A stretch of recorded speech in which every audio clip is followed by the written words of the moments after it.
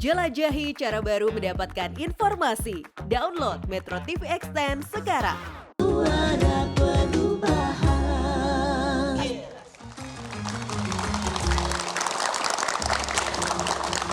Oke teman-teman semuanya, kembali lagi di Suara Rebuan, Suara Perubahan. Dan seperti yang saya katakan tadi dan juga Maria katakan tadi, bahwa ini ada satu orang yang mulutnya memang panas sekali. Ya, saya tidak tahu, panas untuk sebagian orang. Untuk sebagian orang. Ada yang bikin gerah sebagian orang gitu ya. Kalau saya dengar-dengarnya mah saya ketawa-ketawa aja sih. Tapi ini dia ada dari Ketua BEM UI. Kita langsung sambut ya. Melki. Saya dari tadi sudah lihat ada kuning-kuning dari sebelah sana. Ini dia. Halo Melki. Mas Melki, selamat datang di Suara Rebuan. Mau minum apa? Apa aja deh ini? Apa aja, oke silakan. Samain nama Pak Refling kong. Nanti setelah ini kita bawa pulang. Minum ya, teh ya. Silakan duduk. Jadi Mas Melki ini juga sempat menggemparkan ya dulu ya. Betul, karena statementnya dia yang mengatakan kayak ini Pak Presiden mau turun dengan normal-normal saja atau dengan berdarah-darah gitu ya, kurang lebih seperti itu. Itu apa maksudnya? Anda mengancam presidennya Anda ya? Waduh, gimana tuh? Kalau saya kan kuliah di Fakultas Hukum UI. Ya. Semester 3 sarjana hukum nih. Sekarang lagi skripsian. Saya doang nih guru di sini nih. Saya mundur ah. Ajarin kali gitu Pak. Jadi kalau kita kuliah di Fakultas Hukum, kita tahu dong kita harus betul-betul berpihak pada sesuatu yang legal. Presiden itu sesuatu yang legal gitu. Dan oleh karena itu kita pengen Presiden Jokowi betul-betul mengakhiri kekuasaannya dengan legal tahun 2024 dan mengakhirinya dengan baik, dengan soft landing. Saya peringatkan Pak Jokowi di kesempatan tersebut, Pak Jokowi harus soft landing, harus berakhir dengan baik, jangan sampai berakhir dengan tidak baik, berakhir dengan berdarah-darah. Berakhir dengan baiknya bagaimana? Dengan menjaga demokrasi, dengan menjaga hak asasi manusia, menjaga due process of law. Begitu mungkin. Ini keren cadas. Keren cadas saya ini ya. Keren cadas. Tapi nggak ada maksud memang untuk mengancam atau apa tuh enggak? Bukan mengancam, memperingatkan Pak Jokowi. Ya. Oke. Nah tapi selain itu Dur, Yes. jadi sempat ada kasus lain Betul, kan? kasusnya banyak sekali. Banyak ya. Juga sempat ada yang soal DPR itu ya, dari BEM kalau itu ya, dari BEM UI, FHUI atau BEM UI? BEM UI. Dari BEM UI. Nah itu tuh gimana? Sampai sekarang itu ada nggak sih yang mempermasalahkan? Katanya saya dengar ada intimidasi juga ya dari sampai ke keluarga. Kalau kita di BEM UI kemarin memang sempat beberapa kali ngeluarin kritik. Yang terkait DPR itu lebih tepatnya kita membuat meme tentang waktu itu konteksnya adalah pengesahan Perpu Cipta Kerja oleh DPR. Oke. Buat meme, isinya kritik-kritik dan lain sebagainya. Bagi kita-kita yang tiap hari bergerak di gerakan mahasiswa, intimidasi itu udah setiap hari kita rasain. Bahkan saya tuh sempat... Tapi nggak dilaporkan kan? Enggak. Apa aja sih intimidasinya Mas Melki? Kalau saya pribadi dan teman-teman BEM UI itu setiap harinya, bahkan puncaknya adalah ketika serangan digital itu di bulan Juni kemarin gitu. Jadi bahkan dalam 1 jam itu komen Instagram yang masuk ke Instagram saya bisa 1000. Itu baru Instagram pribadi, belum Instagram BEM UI bisa 5000, 10.000 komen tiap jamnya. Isinya adalah komentar-komentar negatif yang saya tidak tahu direncanakan atau tidak. Gitu. Itu Keluarga juga dapat ancaman? Keluarga saya ditelepon, dibilang anaknya melakukan makar, dibilang anaknya ini dan lain sebagainya. Jadi itu mengatasnamakan siapa tuh Mas? Mengatasnamakan siapa mungkin nggak akan disebutkan gitu. Iya, tapi kayak random aja gitu ya. Sipil gitu mungkin Mas? Tujuannya emang menciptakan rasa takut. Tapi itu masyarakat sipil atau mengatasnamakan institusi? Kalau gitu aja deh. mengatasnamakan institusi enggak ya. Enggak ya? Nggak mungkin lah. Oke, Tapi jadi mungkin organisasi atau komunitas? Enggak juga. Enggak juga, oke. Tapi Jadi makin dari penasaran ini nih. ancaman dari komunitas Beyblade tidak? Siapa tahu komunitas Siapa tuh? Beyblade. Tapi ini yang saya mau tanya, ancaman dari kampus misalkan. Kamu nih kalau terlalu keras apa nanti kami DO ya begitu misalkan.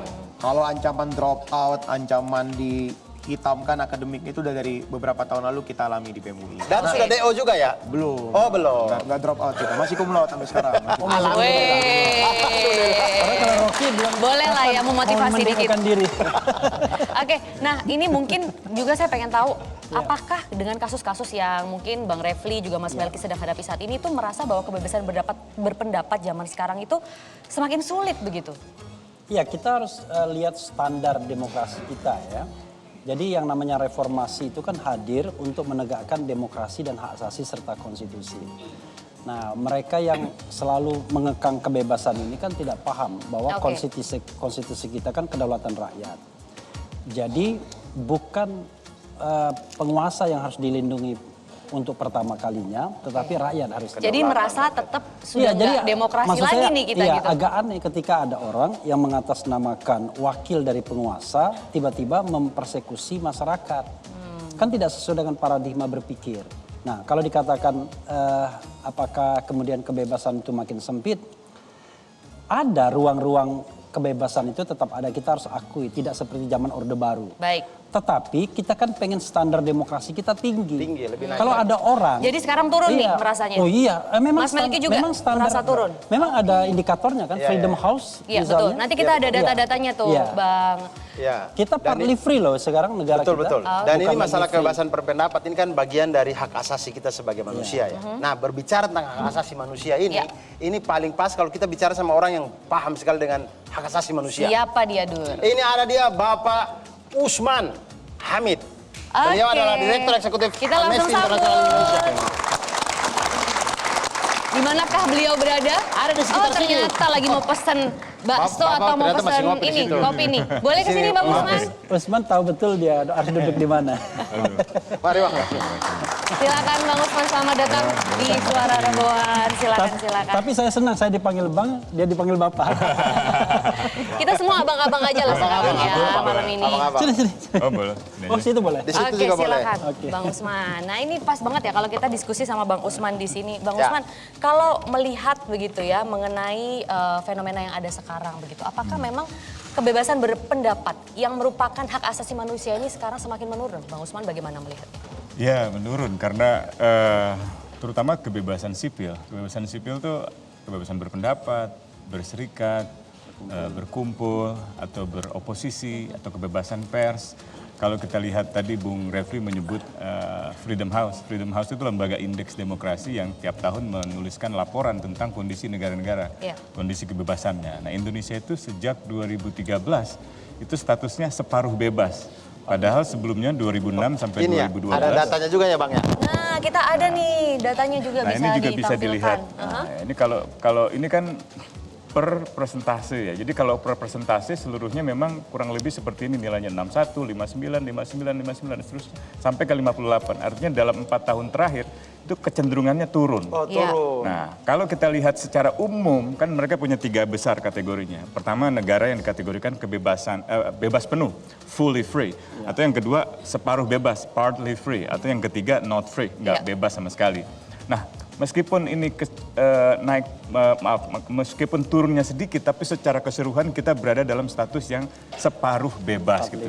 Nah, kita ingin sebenarnya kembali lagi ke status yang bebas gitu. Nah, ini sebenarnya hanya salah satu saja indikator dari kebebasan di Indonesia. Kita bisa lihat datanya dari Economist Intelligence Unit atau Ya. Polity4, ada banyak lembaga indeks demokrasi. Bahkan Indonesia kan punya Biro Pusat Statistik yang setiap tahun juga mengukur kebebasan sipil. Nah, kecenderungannya itu meskipun fluktuatif, tapi kecenderungannya turun gitu.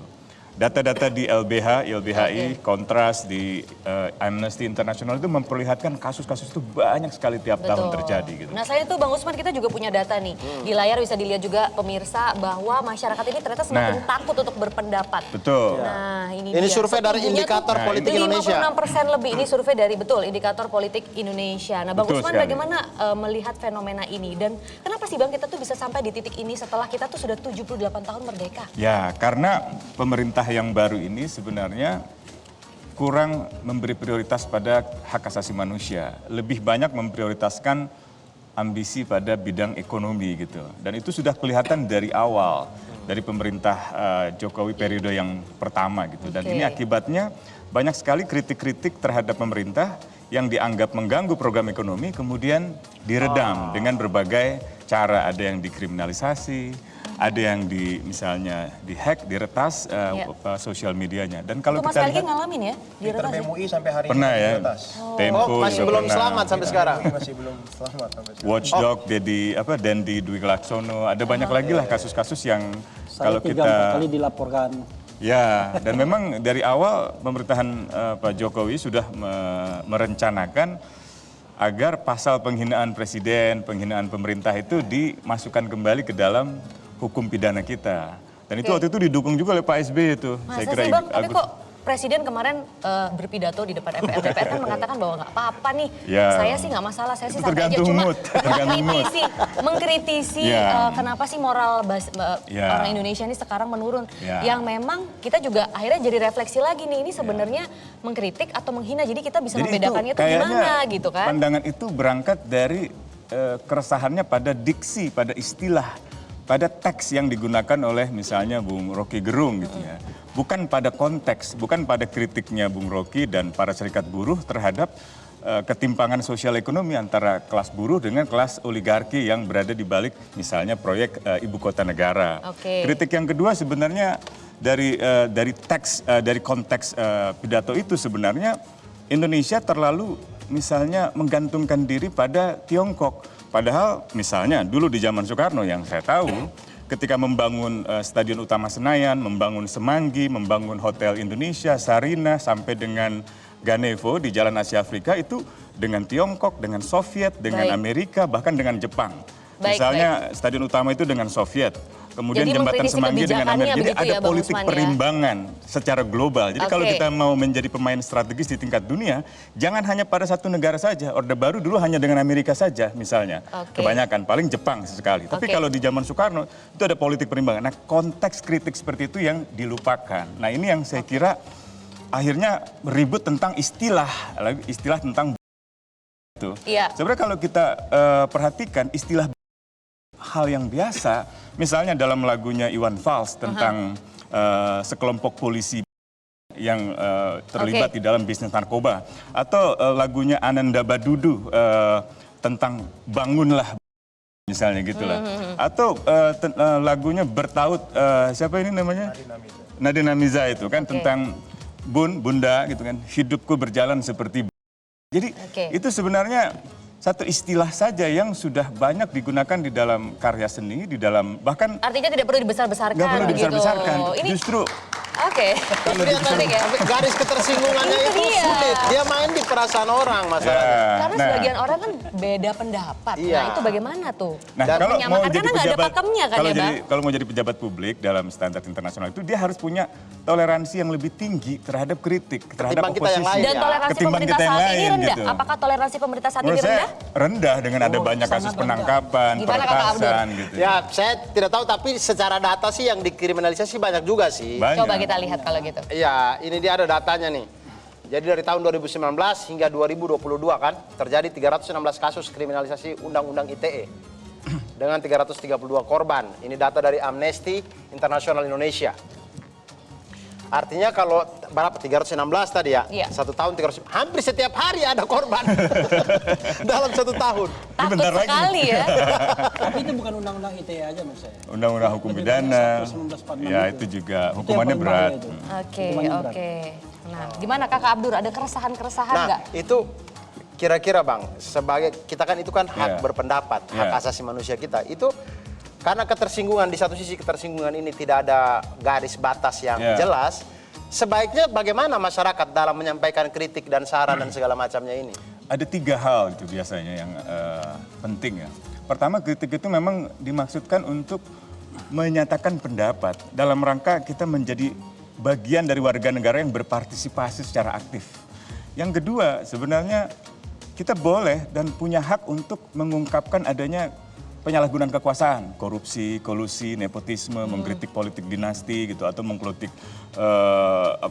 pungutan liar dan seterusnya gitu. Yang ketiga adalah mengontrol jalannya kekuasaan atau memobilisasi orang untuk mengontrol jalannya kekuasaan, baik kekuasaan politik negara maupun kekuasaan ekonomi, misalnya korporasi besar gitu. Jadi dengan 3 tujuan itu sebenarnya kebebasan berpendapat sangat diperlukan.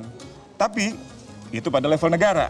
Baik. Pada level personal sebenarnya kan kita ingin berkembang sebagai pribadi. Kita ingin belajar ilmu pengetahuan. Nggak semua ilmu pengetahuan ada di misalnya kampus atau di Oke. sekolah. Kita ingin belajar piano anak saya belajar piano dari YouTube Oke, misalnya gitu, oke. atau belajar ilmu pengetahuan yang lain. Jadi kebebasan untuk berekspresi, berpendapat, beroposisi, berkumpul, berserikat itu sebenarnya di ranah yang sangat personal itu penting untuk pengembangan diri manusia.